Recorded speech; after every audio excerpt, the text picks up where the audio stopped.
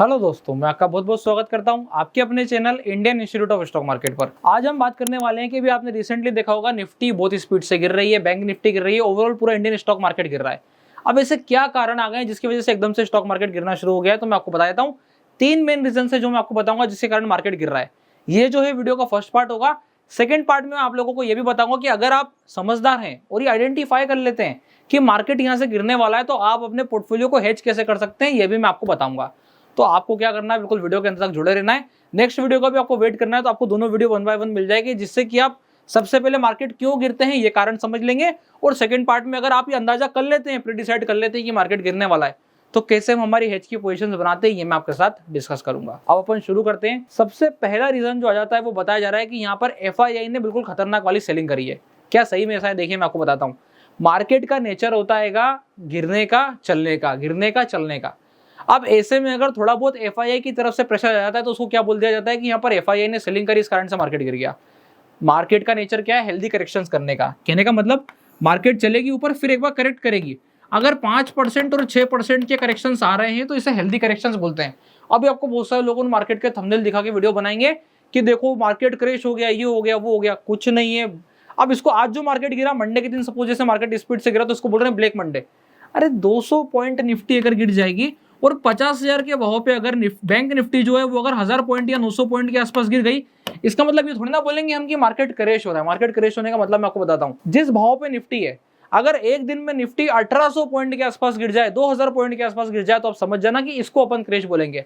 Nifty में lower circuit लगे, bank Nifty में लोअर सर्किट लगे, और उसके बाद सर्किट ओपन होने के बाद फिर से एक बार सर्किट लग जाए, तो उसे हम क्रैश बोलेंगे।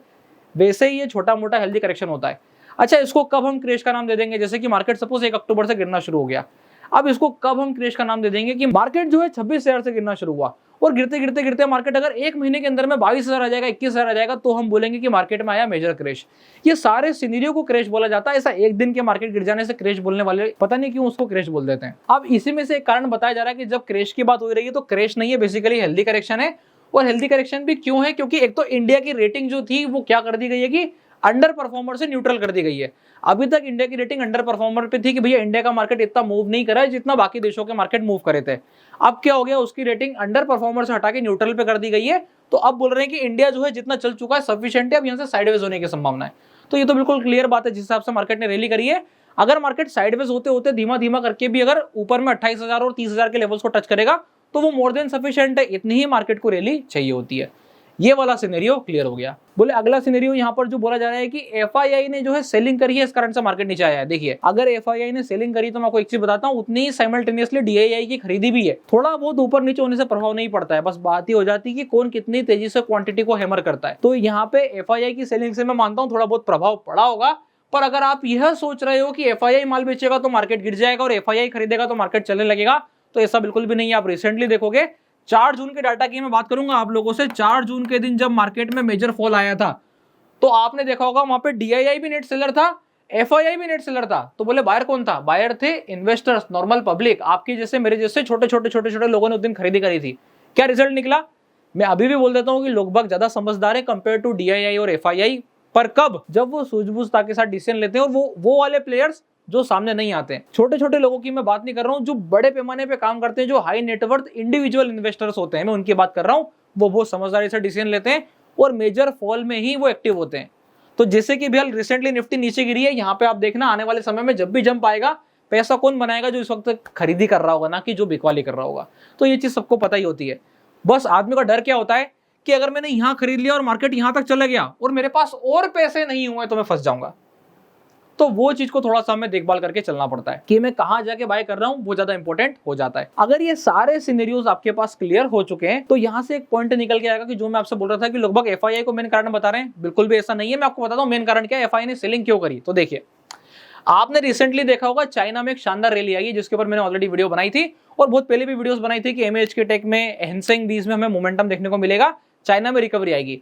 अब चाइना ने क्या करा है? चाइना ने अपनी पॉलिसीज कुछ इस हिसाब से ट्वीक करी है, कुछ इस हिसाब से चेंजेस लाए हैं उसमें, जिससे कि इंडिया से इन्वेस्टर्स चाइना जा रहे हैं और बाकी देशों से भी लगभग पैसा निकाल के वापस से चाइना में जा रहे हैं, क्योंकि चाइना में उन्हें मेजर रिकवरी होती नजर आ रही है।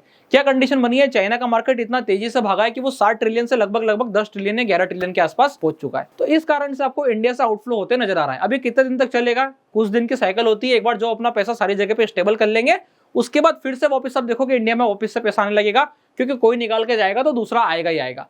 ये सारी साइकिल्स चलती रहती है, इसमें कोई इसे टेंशन लेने वाली बात नहीं है। अब आगे बात कर लेते हैं कि और क्या कारण नजर आते हैं। तो तीसरा जो कारण बताया जा रहा है वो बताया जा रहा है क्रूड का, कि यहाँ पे क्रूड के प्राइसेस बढ़ रहे हैं। क्या इसके पहले क्रूड के प्राइस नहीं बढ़े थे? तो देखिए मैं आपको बताता हूँ, मार्केट को हेल्दी करेक्शंस करने होते हैं और कारण पीछे से लाए जाते हैं। मार्केट पहले से गिर चुका था, अगर आप ध्यान देंगे तो मार्केट जो है 1 अक्टूबर, 3 अक्टूबर, 4 अक्टूबर ऑलरेडी गिरने के हिसाब से तैयारी कर रहा था कि हाँ मैं गिर रहा हूं, और आज के दिन भी मार्केट ने फॉल किया है। इसका मतलब ये नहीं है कि एफआईआई बेच दिया इसलिए मार्केट गिर गया है। नॉर्मल सिनेरियो से भी मार्केट गिरते हैं, हेल्दी करेक्शंस के कारण भी मार्केट गिरते हैं। अब बात कर लेते हैं लास्ट वाले पॉइंट की, कि यहाँ से आपको रिकवरी कब नजर आ सकती है, यही मुद्दे की बात है। और नेक्स्ट वाली वीडियो में हम बात करेंगे कि यहाँ से कैसे हम जो है अपनी पोजीशंस को हेज करेंगे अगर हम ऐसा मार्केट ऑलरेडी फॉल प्रेडिक्ट कर लेते हैं। तो सीधे आ जाएंगे यहाँ पर निफ्टी पे, ताकि आपको बेटर तरीके से अंडरस्टैंडिंग मिल जाए। और हाँ, एक और चीज, निफ्टी से आने से पहले मैं आपको एफआईआई का डाटा भी दिखा देता हूँ, कि जो लगभग बोल रहे हैं बिकवाली हुई है, बिकवाली हुई है। तो आप खुद स्वयं देख लीजिए कितनी का बिकवाली हुई है। ये अपन आ जाते हैं यहाँ पे एफआईआई डीआईआई के डाटा पे। तो एफआईआई ने जो नेट सेलिंग करी है वो इस वाले मंथ में 4 अक्टूबर तक के डाटा की अगर हम बात करें तो 30,000 करोड़ की है। बोले क्लियर है? अभी आप आ जाओ, एक काम करते हैं, एक बार को अगर हमने एफआईआई का डाटा देखा तो एक बार डीआईआई का भी देखते हैं, डीआईआई ने कुछ करा है क्या। तो देखिए आप, डीआईआई ने नेट 26,000 करोड़ की खरीदी करी ही है। तो नेट सेल क्या है? बोले नेट सेल 4,000 करोड़ का है। क्या 4,000 करोड़ के नेट सेल से मार्केट गिर सकता है? तो आप प्रैक्टिकली सोचोगे, समझ में आएगा आपको। आप इसके पहले मार्केट उठा के देखना, ये एक साइकिल होती है। एफआईआई खरीदी करके वापस से और जब है ऊपर में माल बेचता है। आप लोगों को क्या नजर आता है कि एफआईआई मार्केट से पैसा बाहर निकाल रहा है। चांसेस ये भी है कि मार्केट इतना ऊपर बढ़ चुका है, एफआईआई हो सकता है अपना प्रॉफिट ही बुक कर रहा हो। यार सिनेरियोस पॉसिबल है। एक 10 रुपए का स्टॉक था जिसपे उन्होंने 100 करोड़ रुपए डाले थे। अब क्या वो 10 रुपए का स्टॉक बढ़ के 100 रुपए पहुंच गया, तो उनके 100 करोड़ रुपए की जो नेटवर्थ थी वो कितनी हो गई? वो हो गई 10 टाइम्स। तो कितनी पहुंच जाएगी? 1000 करोड़। अब अगर एफआईआई उसमें से 500 करोड़ की भी सेलिंग करेगा तो भी नेट ने, एफआईआई ने क्या करा है? प्रॉफिट निकाला है। पर वहां पर डाटा क्या चले गया? एफआईआई ने करी 500 करोड़ की सेलिंग। इसका मतलब ये थोड़ी है कि यहां पर मार्केट गिरने के सिनेरियोस आ गए। इसलिए बढ़ते पैसे को जब भी आप निकालोगे तो हमेशा ज्यादा ही फंड आएगा। आपने भी अगर कभी मार्केट में 50,000, 60,000, 1 लाख रुपए डाले होंगे, तो आप जब पूरा पैसा बाहर निकालोगे तो 2 सिनेरियो से निकलेगा, या तो लॉस में निकलेगा या प्लस में निकलेगा।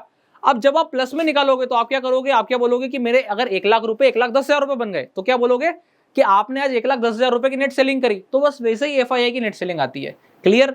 मेरा भी यह मानना है कि आप लोगों को ऑटोमेटिकली क्लियर हो गया होगा कि मार्केट किस कारण से ऊपर और नीचे होता है। तो वो नॉर्मल सप्लाई डिमांड वाला गेम है। अगर आप ये सोचोगे कि बड़ी सेलिंग है इसलिए मार्केट गिर गया, हमेशा पैनिक आएगा। अब आगे की तरफ चलते हैं। जब इतनी बात करी तो एक बार निफ्टी को भी देख लेते हैं।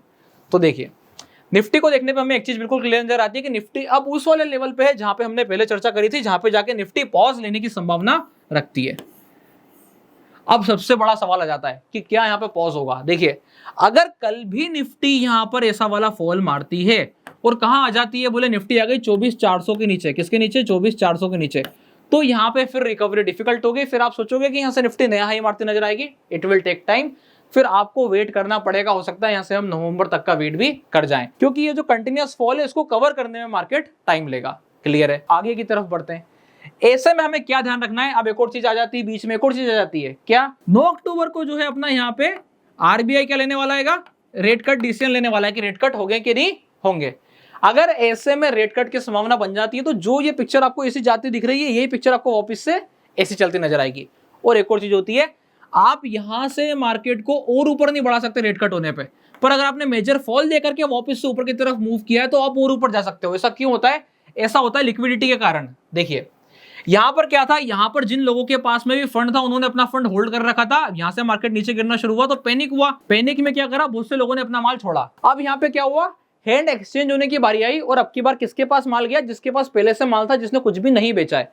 तो लिक्विडिटी जब अपने हैंड्स बदलती है तो ऐसे में क्या होता है? जब अगली वाली रैली आती है तो जो व्यक्ति लंबे समय तक माल नहीं छोड़ेगा वो तो रैली में पार्टिसिपेट करके पैसा कमा रहा है, पर जिन्होंने माल छोड़ दिया था वो क्या करेंगे?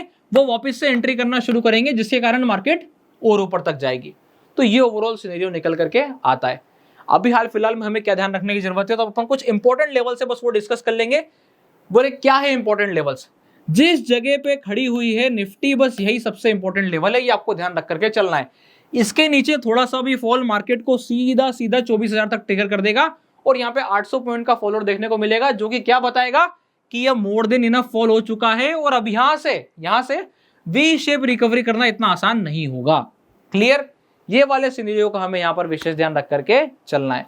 तो ऐसे में अगर हम बात करते हैं कि हमने ये वाले फॉल को पहले से अंदाजा लगा लिया था, तो यहाँ पे हम कैसे अपने पोर्टफोलियो को हेज करेंगे, क्या मेथड्स होती है जिससे कि हम निफ्टी पर अपने पोर्टफोलियो को हेज कर लेंगे। कहने का मतलब, अगर आप लोगों के पास निफ्टी 50 के स्टॉक होते, जैसे किसी के पास आईटीसी है, किसी के पास कोटक महिंद्रा बैंक है, किसी के पास एचडीएफसी बैंक है, किसी के पास हीरो मोटोकॉर्प है, तो ये सारे पोर्टफोलियो में जब स्टॉक्स हैं और उसको जाकर के हेज करना है तो क्या मेथड होगी, तो वो अपन डिस्कस करेंगे नेक्स्ट वाले पार्ट में, जिसका टाइटल ये होगा कि how to hedge your positions in falling market. तो वो वाली वीडियो बिल्कुल आप देखना ना भूलें, उसमें आपको काफी सारी लर्निंग मिलेगी। इस वाली वीडियो का आउटकम ये है कि मेरे को आम पब्लिक को यह समझाना था कि मार्केट छोटा मोटा गिर जाने से हमेशा कभी भी पैनिक नहीं करा जाता है, पहली चीज। और दूसरी चीज, इन्वेस्टर को कभी भी ऐसा जरा से फॉल में आकर के घबराना नहीं चाहिए। मेन चीज होती है कि आप पैनिक के साथ डिसीजन लेते हो कि कूल माइंड से, तो यहाँ पे आपको कूल माइंड से डिसीजन लेने की जरूरत ज्यादा होती है। ऐसे में कभी भी मार्केट स्पीड से गिर रहा हो तो मेरा बिल्कुल जो मेन फोकस रहेगा आप लोगों को बताने का, वो ये रहेगा कि आपको हमेशा स्क्रीन छोड़ देनी चाहिए। आई होप आप लोगों को ये वीडियो अच्छी लगी होगी। अगर वीडियो अच्छी लगी हो तो वीडियो को लाइक कीजिएगा, चैनल को सब्सक्राइब कीजिएगा और बिल्कुल भी ना भूलिएगा नेक्स्ट वाला पार्ट देखना, जिसमें हम समझेंगे पोर्टफोलियो की हेजिंग को। इसके अलावा अगर आप लोगों ने अभी तक अपना डीमेट अकाउंट नहीं खुलवाया है तो डिस्क्रिप्शन के नीचे लिंक मिल जाएगा, आप जाके अपना डीमेट अकाउंट ओपन करा सकते हैं। तब तक के लिए बहुत बहुत धन्यवाद।